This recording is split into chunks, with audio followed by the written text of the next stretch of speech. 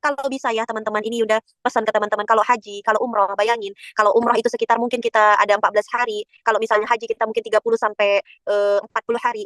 Coba, pernah nggak kita khatam Al-Quran beserta dengan terjemahannya? Ini harus jadi target pribadi kita. Minimal lah sebelum kita wafat, kita pernah khatamin Quran beserta makna dan artinya. Jadi kita tahu dan udah pernah baca surat cinta dari Allah. Masa kita wafat dalam keadaan belum buka surat cinta dari Allah? Rugi sekali.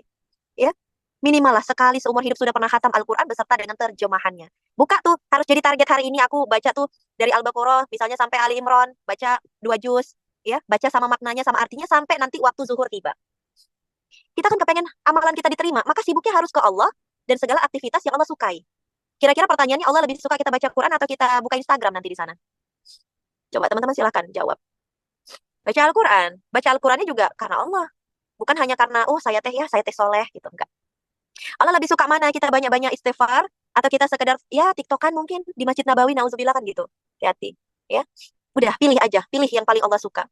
Akhirnya baca Quran tuh, ya, sambil baca terjemahannya. Nanti nangis. Habis itu azan, azan kita sholat, sholat zuhur, ya, ikutin imam. Wah, itu akan terasa berbeda, sholat di sini dengan di sana akan berbeda. Ya, sholat, selesai sholat, tanya sama diri kita. Tadi udah bilang, siapa yang bertanya, dia yang akan mendapat jawaban dari Allah Subhanahu Wa Taala. Tanya, abis ini, zuhur, saya ngapain lagi ya? Gitu.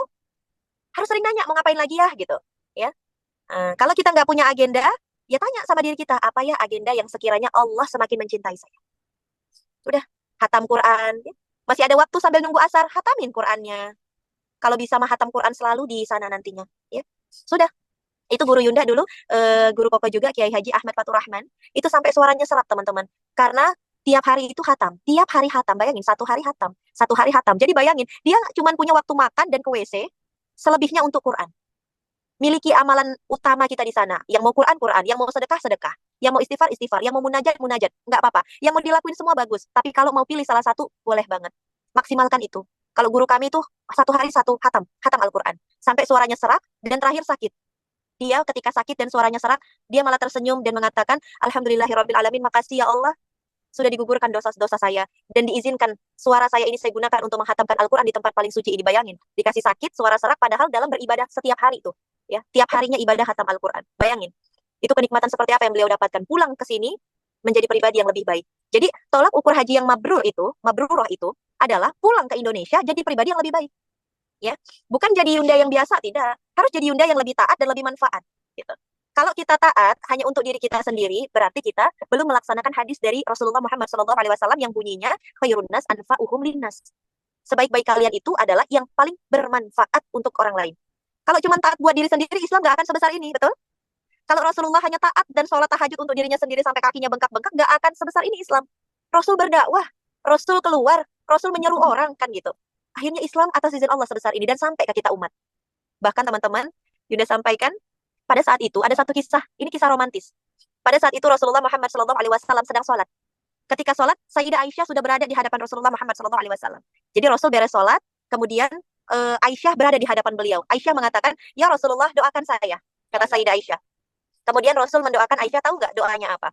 Rasul mendoakan, ya Allah ampunilah Aisyah. Ya Allah ampunilah Aisyah. Ya Allah, terimalah ibadahnya Aisyah. Ampuni Aisyah. Ya Allah, terimalah ibadahnya Aisyah.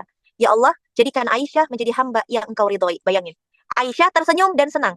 Kemudian Rasulullah bertanya, wahai Aisyah, engkau senang dengan doaku? Kata Rasulullah. Kata Aisyah, ya Rasul, aku senang sekali dengan doamu. Coba apa kata Rasul kelanjutannya, ini yang sangat haru teman-teman. Aisyah, jika engkau saja senang, saksikanlah ini adalah doaku setiap hari untuk umatku, kata Rasulullah Muhammad SAW. Itu doa Rasul setiap kali habis beliau sholat. Ya Allah, ampuni umatku. Ya Allah, terima amal ibadah umatku. Ya Allah, ridho dan rahmati umatku. Banyak. Bayangin teman-teman. Okay. Aisyah aja senang banget dengar doa itu. Baru Rasul melanjutkan, ya Aisyah, saksikanlah itu adalah doaku setiap sholat untuk umatku. Rasul secinta itu sama kita. Rasul sesayang itu sama kita. Maka ini erat kaitannya. Ayo kita berusaha untuk terus bisa mengunjungi Raudhah.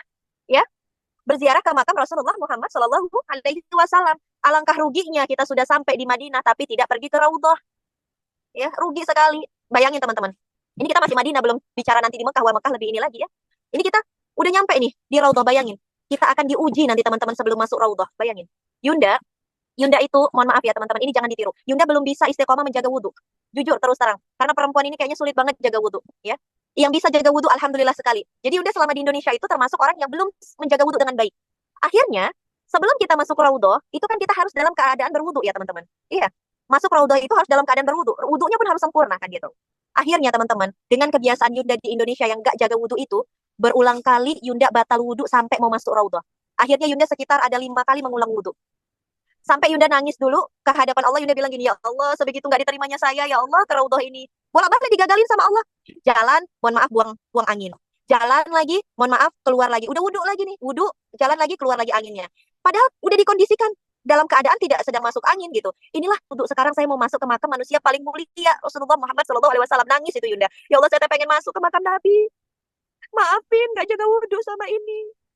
Maafin, saya nyesel ya Allah. Yunda nyesel nggak jaga wudhu. Itu Yunda nangis, serius teman-teman, nangis itu. Maafin Yunda nggak jaga wudhu ya Allah. Yunda pengen masuk ya Allah ke raudhahmu ya Allah. Tobat dulu tuh, tobat ke Allah. Ya Allah, maafin Yunda. Yunda janji ya Allah mulai hari ini akan jaga wudhu. Begitu Yunda janji, begitu Yunda tobat, wudhu sekali lagi dalam keadaan netes air mata itu wudhu. Bismillahirrahmanirrahim. Ya Allah, ampuni dosa tangan Yunda ya Allah. Umur-umur ampuni dosa lisan Yunda ya Allah. Ampuni ya Allah, penciuman mungkin Yunda pernah mencium yang kurang baik ya Allah. Pendengaran, ampuni ya Allah, pernah mendengar yang kurang baik. Kaki siram, ampuni ya Allah, pernah melangkah ke tempat yang kurang baik. Wudhu dalam keadaan nangis terus itu Yunda. Ingat banget, itu posisinya tempat toiletnya udah deket banget sama raudhah. Itu wudhu terakhir itu. Wudhu dalam keadaan udah nangis, ya Allah jangan batal lagi. Karena kalau batal lagi, ya kesempatan untuk raudhahnya itu cuma 5 menit teman-teman. Kita itu dijatah di sana masuk raudhah. Kecuali punya aplikasi nusuk gitu.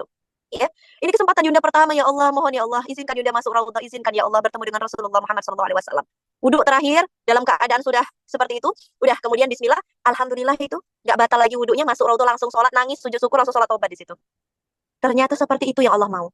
Allah pengen membersihkan dosa-dosa kita. Makanya dikatakan dari umrah ke umrah sebagai penggugur dosa. Dan tidak ada balasan terbaik dari haji yang mabrur, melainkan surga. Ya. Itu mungkin sedikit teman-teman. Jadi untuk mendapatkan mabrur atau amalan haji yang diterima itu adalah amalan hati.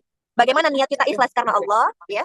Kemudian bagaimana kita sabar dalam menjalankan ketaatan kepada Allah, sabar dalam meninggalkan maksiat selama di sana, memaksimalkan waktu kita untuk ibadah, dan yang ketiga, kita benar-benar bertawakal kepada Allah atas apapun yang kita lakukan. Kita berusaha seperti ini, zero expectation, artinya ekspektasi kita nol, nggak usah ngarep apa-apa, nggak usah ngarep apa-apa. Yang kita harapin cuma satu aja, Allah ridho dengan ibadahku.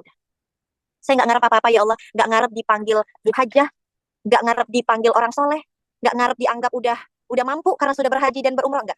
Saya cuma pengen ngarep satu, engkau ridho sama saya, engkau ridho sama ibadah saya, udah. Zero expectation. Kita harus jadi orang yang nol di sana, Allah yang nomor satu, ya. Akhirnya insya Allah bisa khusyuk di sana nanti. Zero kan diri kita, ya, dan zero kan ekspektasi kita apapun di sana, sudah. Misalnya hotel kurang bagus, udah zero kan ekspektasi. Memang saya bukan buat apa namanya nginep di hotel di sini, tidak. Saya di sini buat ibadah. Misal makanannya tidak enak gitu ya. Ya saya di sini bukan untuk kulineran, saya di sini buat ibadah gitu. Misal teman-temannya agak rese, ya saya di sini memang bukan buat nongkrong-nongkrong, saya di sini buat ibadah. Zero kan semuanya ya teman-teman. Insya Allah kalau teman-teman zero kan diri teman-teman, zero kan ekspektasi teman-teman, insya Allah nikmat. Dan kenikmatan itu menghasilkan tumakninah, ketenangan dalam beribadah. Dan ketenangan dalam beribadah itu menghasilkan khusyuknya kita dalam menghadap Allah. Dan kalau kita udah khusyuk kepada Allah, akan mengalirkan air mata taubat. Kalau air mata taubat sudah terkeluarkan, maka Allah pun insya Allah ridho dengan ibadah kita dan menjadikan kita haji yang mabrur, haji yang diterima insya Allah. Itu